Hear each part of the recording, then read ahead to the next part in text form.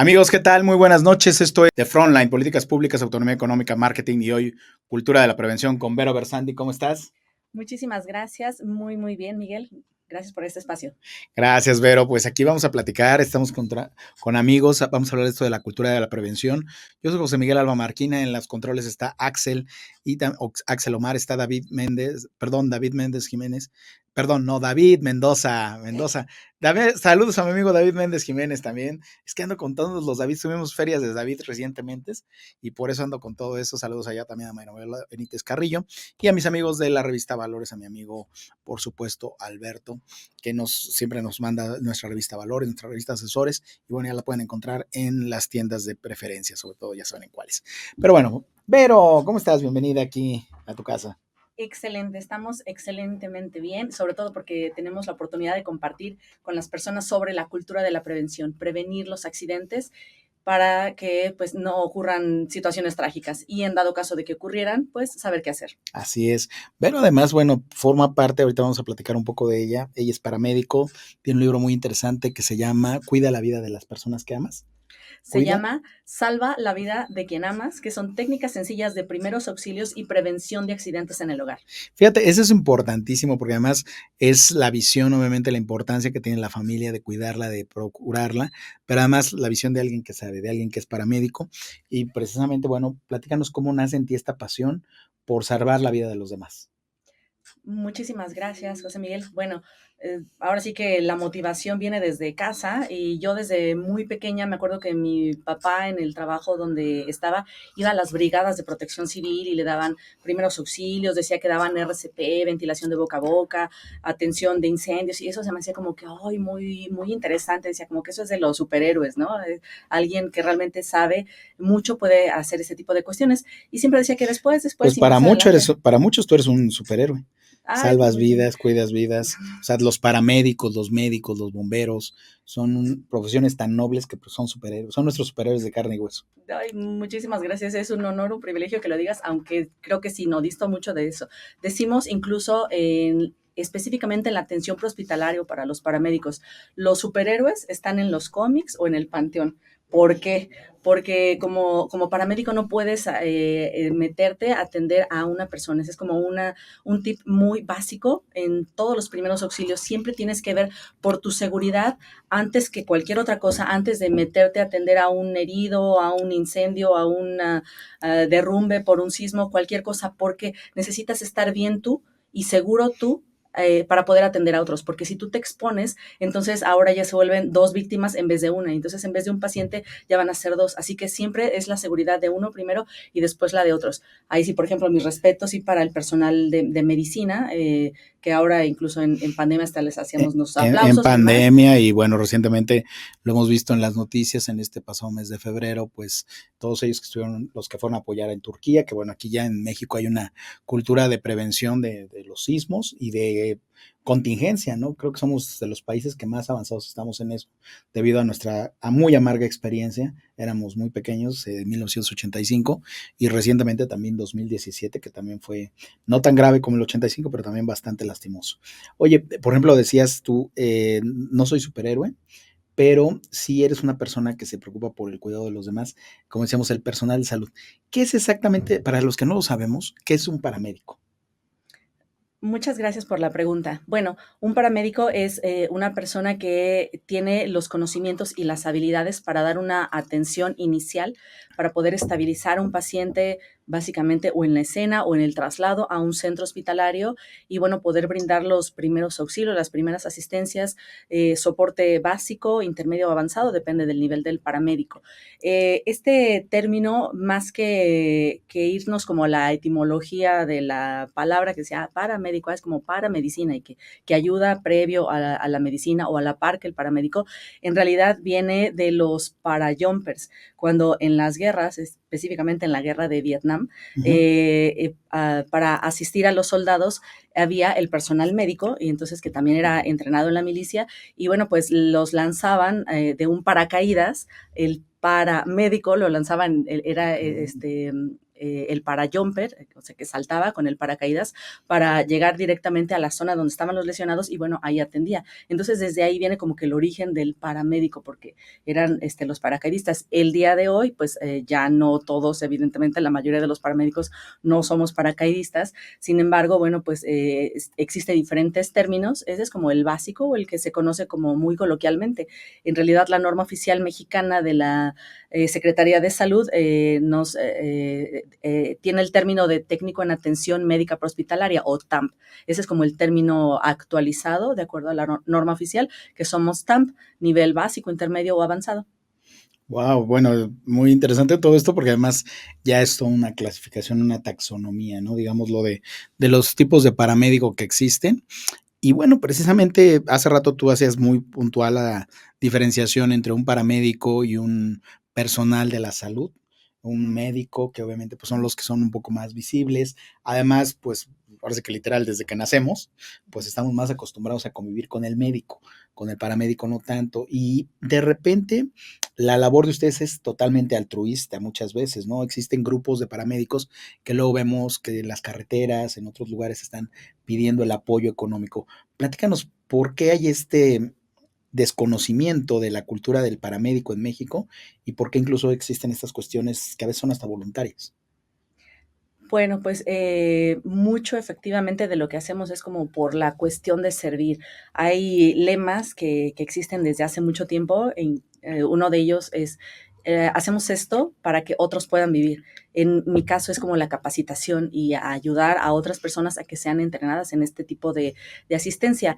En el caso de la escuela que dirijo, se llama University Paramedics Institute, pues nos dedicamos justamente a la formación de paramédicos, paramédicas, que pues puedan dar asistencia. Nosotros somos una institución privada, sin embargo, también damos servicio social, incluso a nuestros paramédicos para que se gradúen, tienen que hacer ciertas horas de práctica y de servicio social completamente altruista. Y bueno, pues existen evidentemente dependencias privadas y públicas, algunas cobran, o sea, servicios de centrales de ambulancias que sí cobran por sus servicios y otras que son de asistencia completamente pública. Hay quienes lo hacen como de su propia cuenta y pues sí, efectivamente, a veces piden alguna cooperación, ¿no? En algunas ocasiones. Nosotros como institución privada no hacemos eso, en realidad sí lo hacemos cuando damos el servicio a la comunidad, lo hacemos de manera gratuita, no lo hacemos de toda la semana, no los 7 días a la semana, porque pues si no, de dónde saldrían los recursos para, ¿no? Hacemos un día a la semana o ponemos a nuestros paramédicos ya graduados a hacer sus prácticas profesionales para ello y es una forma también de retribuirle a la sociedad. Oye, fíjate ahora que mencionas lo de no estamos toda la semana en esto y mencionas lo de los alumnos. El siguiente punto, yo sé que tú tienes en el estado de Morelos una escuela en la que tú compartes estos conocimientos y formas a nuevos paramédicos. ¿Cómo se te ocurrió el crear esta institución o estos programas de capacitación? Además, creo que muy de la mano de Protección Civil, tú ya nos aclararás. ¿Cómo se ocurrió esto? Bueno, pues justo mencionaba yo que en parte de mi historia estaba como en esa iniciativa desde muy chiquita de querer estudiar esto. Dije, algún día lo estudiaré, pero se me hacía como algo externo, justamente no con tanta cultura de tomar esta carrera técnica, ¿no? O esta carrera profesional, porque sí me daba como mis respetos la medicina y tengo familiares que también son médicos y médicas. Sin embargo, yo decía como que no, como que lo veía un poco alejado de sin embargo, por azares de la vida, algunos accidentes que ocurrió en la familia o incluso personalmente, empecé a estudiar un poquito más hacia el área de la salud. Primero empecé, de hecho, con fisioterapia, pero después dije, yo quiero formarme como paramédico. O sea, sí ya me tengo como que esa iniciativa. Había algunas personas muy cercanas a mí que eran paramédicos y entonces dije, pues sí quiero estudiar esto. Y no encontraba como una escuela que reuniera así las características de profesionalización, de especialización, en las cuales pudiera yo sentirme a gusto para poder estudiar ahí. Así que dije, bueno, y si buscamos socios o si buscamos cómo crear una escuela que tenga esas bases, y entonces de ahí fue como esa iniciativa. Yo quiero hacer una escuela, o sea, ahí tal cual fue donde salió como mi sueño.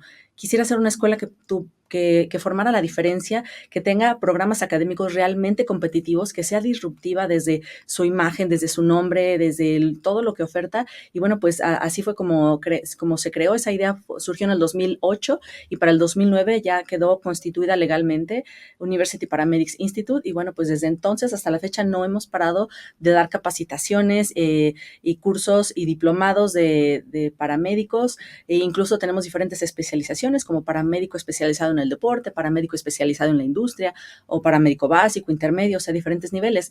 Pero más allá de eso, también cursos de primeros auxilios desde básicos, desde un domicilio, en un hogar, para enseñarle a la mamá, a la abuelita, al papá, a la nana, hasta incluso a otras personas en industrias, en empresas, en escuelas, o sea, a donde sea. Nosotros sí vamos, eso sí nos dedicamos los 7 días de la semana.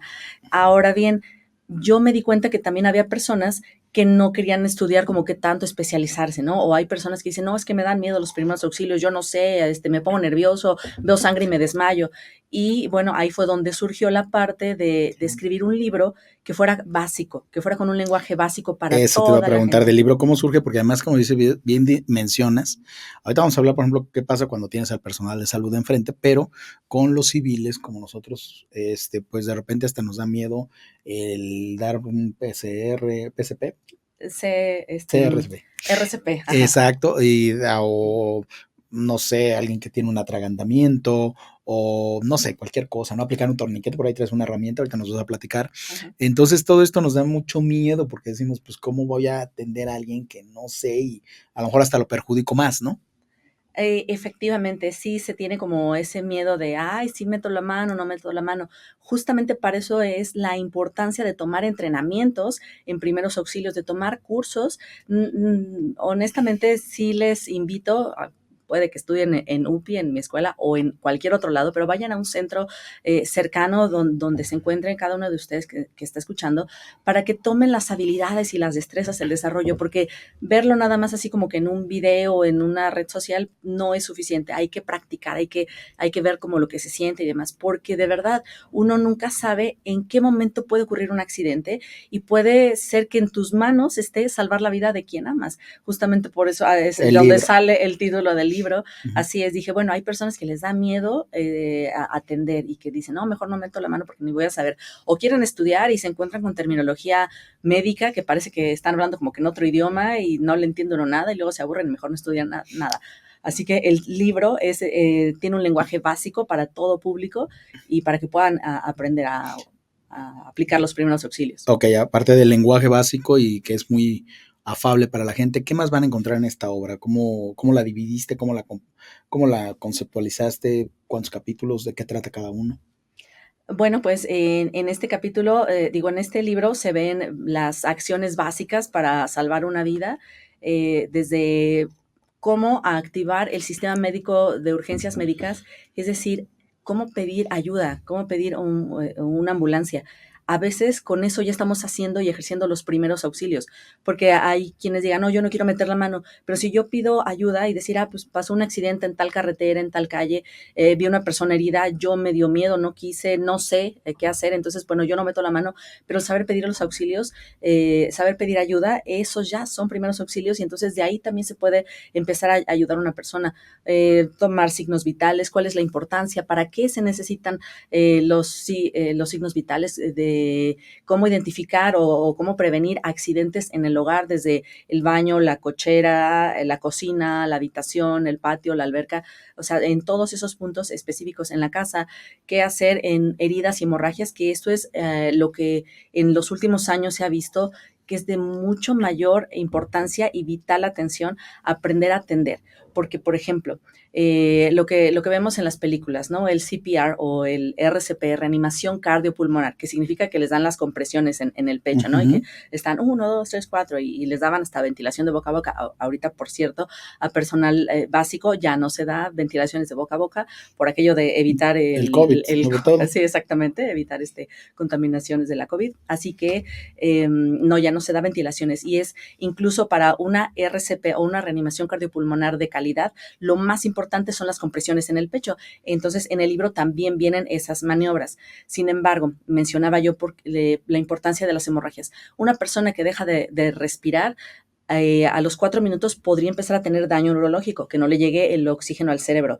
Ahora, a los 6 minutos que no recibe oxígeno, ese cerebro puede empezar a tener daño neurológico irreversible. Y entonces, bueno, la persona sí podría ser reanimada y pueden pasar un poquito más de minutos y darle esa reanimación, pero podríamos retomarla, ¿no? Sin embargo, cuando hay una hemorragia que pone en peligro la vida, una hemorragia en extremidades, en cuello, o sea, por un accidente en casa, en el automóvil, en una situación de violencia, en un sismo, por ejemplo, y si no sabes cómo atenderle en ese momento o cómo autoatenderte, en 3 minutos una persona pierde toda la sangre y ya no hay absolutamente nada que hacer. Y no importa si el cerebro estaba bien, si el corazón estaba bien, si la persona pierde toda la sangre, ya no se puede hacer nada. Entonces es importantísimo aprender a usar este artilugio que se llama torniquete. Torniquete. Tiene unas especificaciones muy claras y muy específicas de cómo usarse. No, los torniquetes no se improvisan. Mucho tiempo estuvieron como satanizados de no, es que si se lo pones a la persona va a perder, Gangrena y todo. se va a perder la extremidad y todo. Y entonces, bueno, pues ahora las indicaciones es, no, pues mejor, ¿qué prefieres? Que la persona esté viva aunque esté sin un brazo, o entiérralo completo, ¿no? Si se muere, pues lo entierras completito, ahí está, ¿no? Vida, función, estética es como otra de las reglas en la atención prehospitalaria. Y bueno, esos temas también se ven en el libro. ¿Qué hacer en caso de quemaduras, fracturas, luxaciones, en caso de un desmayo? Prevención de accidentes o accidentes automovilísticos también. Y además de los textos y muchas fotografías que se tomaron para ilustrar los procedimientos, el libro tiene códigos QR, códigos QR, donde tú puedes escanear el código o le das clic a la liga que está ahí y te lleva a un video para que veas las maniobras exactamente como están. Entonces tú lo lees, ves las fotografías y también puedes ver exactamente cómo se hace la maniobra, así que en tiempo real, para que aprendas adecuadamente a hacer todos estos procedimientos. Bueno, pues es muy interesante todo lo que comentas. El libro ya está disponible en Amazon. Así es. El libro está disponible en Amazon y próximamente estará en formato físico. Y pues adquiéranlo ahí en las redes de Vero Bersandi. Así es, sí, nos pueden encontrar, Verónica Bersandi, el nombre Verónica del Bersandi. autor, ajá, sí, así es, o por el título del libro que se llama Salva la vida de quien amas. Salva la vida de quien amas. Y bueno, últimas 2 preguntas. La primera, hablábamos hace rato de la importante labor que hacen los médicos, el personal de la salud. Tú eres un paramédico. Precisamente si tuvieras enfrente o has tenido muchas veces al personal de la salud, a los médicos, y cómo les haces ver lo relevante y lo trascendente que es este trabajo que hacen ustedes. Pues porque justamente cuando entregamos a los pacientes, o sea, ellos saben de la importancia que es de que estamos en la calle, no estamos en un quirófano, en un ambiente controlado, seguro, sanitizado, estamos atendiendo en la calle y las herramientas que tenemos son nuestras manos. Entonces, eso es lo que tenemos para actuar en ese momento y para atender a los pacientes. Entonces, pues sí, puede que llevemos una ambulancia, que llevemos nuestro equipo, llevemos nuestro botiquín, pero literal, nada más con las herramientas que tenemos disponible en ese momento, es lo único que tenemos para poder estabilizar al paciente y llevarlo al centro de salud más adecuado. Y bueno, pues evidentemente compartir con toda la población y con toda la sociedad que tomen muy en cuenta el uso de los vehículos de emergencia, que no se vayan atrás de las ambulancias, que den el paso, por favor, de verdad a las ambulancias, porque no saben si llevan un paciente crítico o no. A veces llevan nada más los códigos de las lucecitas prendidas y es porque no pueden hacer tanto ruido por la condición del paciente, pero no significa que no lleven a un paciente ahí. Así que bueno, pues démosle el paso y bueno, pues respetemos esta profesión. Ahora que si alguien quiere estudiar esto, no importa la profesión que sea, a lo que se dedique, esto siempre lo complementa muy bien porque no importa si eres abogado, contador, lo que sea, siempre lo puedes necesitar o podría llegarse a necesitar porque los accidentes, las emergencias no avisan y lo mejor siempre es estar prevenidos. De ahí el lema de UPI Paramédicos, que es por una cultura de la prevención. Así es. Por una cultura de la prevención, Vero Bersandi. Por último, quería preguntarte, por ejemplo, aquí está el logotipo de UP University, que es tu escuela, pero traes otros logotipos en tus costados. ¿Qué significan? Ok, bueno, pues sí, este es el de mi escuela, el de University Paramedics Institute, y este es el de honrosamente de nuestro país, México, al cual he servido desde hace muchos años y bueno, con las labores altruistas que se hacen y los servicios comunitarios, pues también por eso se gana uno el derecho de portar esta bandera, a ver si que no cualquiera puede portarla. Esta es una certificación internacional, Stop the Bleed o Detén el Sangrado, que es una certificación a nivel mundial para el manejo y el control de las hemorragias, que por supuesto tenemos esas certificaciones en UPI Paramédicos, están avaladas por el Consejo de Hartford y el Comité de Trauma de Estados Unidos, y bueno, pues esa es una certificación para todo el mundo. No en cualquier lado se los dan con tanta práctica y tantas destrezas, se los puedo asegurar, como en UPI Paramédicos, y bueno, pues así es en lo que traigo en este momento aquí. Y estos dos que tengo en la mano, a ver, platícame, que es como el juramento hipocrático, y que es como de Punisher de los cómics, pero no haber dicho una tontería, ¿estos qué significan? Ok, el que tienes de tu... ok, esa es la estrella de la vida, es el símbolo universal que se utiliza para representar la atención médica prehospitalaria. O sea, cuando vean este símbolo significa que es un paramédico el que lo tiene ahí, porque las ramitas o las partes que tiene esa como asterisco significan las acciones básicas que se utilizan para salvar una vida. Y el báculo ¿el azul? El báculo de Esculapio y la serpiente significan como la sabiduría, el don de mando y de autoridad, o la sabiduría divina para el don de mando y la atención para curar a los pacientes. Eso es como el símbolo universal básico de todos los paramédicos. ¿Y este? Y este otro, bueno, pues ese es un símbolo que también tiene la estrella de la vida, también tiene el bastón y la vara de Esculapio con la serpiente, y bueno, ese es específica de uno de mis mentores, un médico que desarrolló específicamente ese símbolo porque decía que no hay distinción entre la vida y la muerte, todos los seres humanos somos iguales por dentro, porque, o sea, por eso está como que la calaverita por adentro, o sea, todos los seres humanos somos iguales. El símbolo se lo debemos al doctor Carlos Zapa. Está en Colombia, es un médico intensivista venezolano que ha sido mi mentor y también he tomado cursos con él, y bueno, pues en un curso que justamente tomé con él me gané ese parche. Ok, pero entonces sí tiene que ver más con un médico en particular. Qué bueno que no dije una tontería. Bueno, sí dije, es que parece como de Punisher. Sí, evidentemente. Pero sí, no, pero este sí es importantísimo que la gente lo conozca, que sepan, y bueno, esto es lo que decías también de detener hemorragias. Exactamente. Estos dos que tienen que ver con eso, y bueno, el de tu escuela, ¿no? Que ya hemos mencionado. Así es. Pero, a ver, Sandy, ha sido un gustazo platicar contigo. Espero te hayas sentido muy a gusto aquí en The Frontline, políticas públicas, autonomía económica, salvando vidas, cultura de prevención, sobre todo. Y bueno, pues amigos, yo soy José Miguel Alba Marquina. Los veo de hoy en 8, los lunes a las 9 de la noche en Artes 9 y los jueves en The Frontline. Y por supuesto, se queda aquí grabado, como siempre. Gracias a Axel, gracias a Eddie Jaimes. Y a ustedes les recuerdo que no olviden sonreír. Gracias, bye. Hola, ¿qué tal, amigos? Soy José Miguel Alba Marquina.